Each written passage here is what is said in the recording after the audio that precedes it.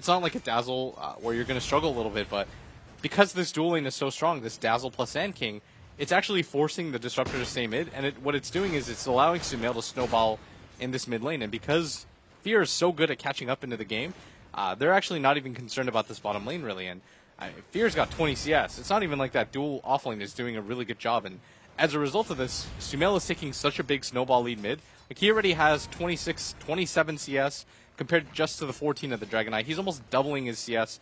He has complete rune control right now, and this is what I'm talking about. When you play with a player like this that almost consistently wins his lane and allows you to snowball off of this, it means you don't have to worry about his lane, and the other team is just constantly trying to figure out a way to beat him. Yeah, I could see Wepis is keeping a firm camera on Sumail just because you never know if he's going to be able to secure that first blood. And he's getting to the point where those level 3 raids are pretty dangerous. But it's bottom lane that looks like we're going to have our kill. There it is. Suicide finally comes out. AUI secures the first blood. Dangerous situation. The Undying versus Techies is just frustrating through and through. Just because Techies offers such a significant team fight advantage early on, but it's the mines versus that one. The snowball, it didn't catch him. Sumail was just so far back. I think part of the problem with playing against a Techies or a Bounty Hunter and why it's frustrating is because it completely changes the way that you play Dota. Yeah. Like, you can't just play normal Dota and expect normal things to happen. Like, weird stuff happens when a Techies or a Bounty Hunter is in the game. You constantly have to keep ward vision up.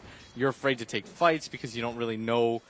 You fear the unknown. You're just like, are people going to be behind? Yeah. Am I walking into a trap here? I told you about that conversation I had in the lunchroom, right? I can't remember. I think it's with FNG, but I can't actually remember who it was specifically. But it was like, why is Bounty Hunter picked up? You look at all the other heroes that are picked up in the first 1-2. They're all just genuinely strong heroes throughout all parts of the game. Gyrocopters, Queen of Pains, Lenas, these kind of heroes, just always strong, right?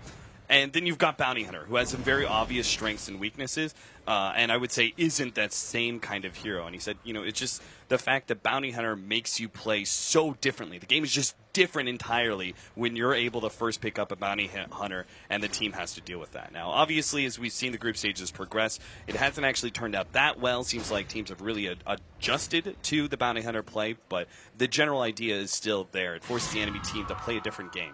There's no adjusting to a Techies. Like, there's no real way that you're just going to completely ignore it. In the before the draft, I said you just have to act like Techies isn't a hero in the game. Like, if you die to mines, it's whatever. Dota bugged out. Like, Valve should patch that. My hero just disappeared.